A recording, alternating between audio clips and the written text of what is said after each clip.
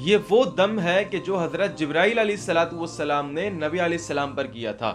کوئی روحانی مسئلہ ہو، جسمانی مسئلہ ہو، نفسیاتی مسئلہ ہو، اس دم کو یاد کر لیجئے۔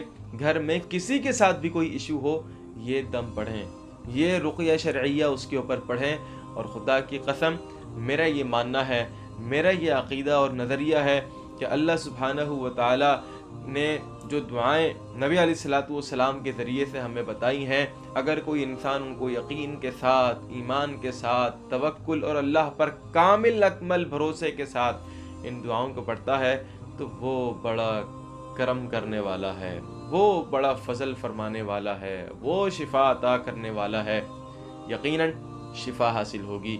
اور دم کیا ہے؟ آپ نے مریض کو سامنے بٹھانا ہے، اور بٹھانے کے بعد 3 مرتبہ اس دم کو اپنی زبان سے ادا کرنا ہے۔ الفاظ کیا ہیں؟ توجہ سے سنیے گا۔ بسم اللہ ارقیک من کل شیء یؤذیک من شر کل نفس او عین حاسد اللہ یشفیک بسم اللہ ارقیک۔ ٹھیک ہے جی، انشاءاللہ اس دم کو آپ نے 3 مرتبہ اپنی زبان سے ادا کرنا ہے اور سامنے مریض پر دم کرنا ہے۔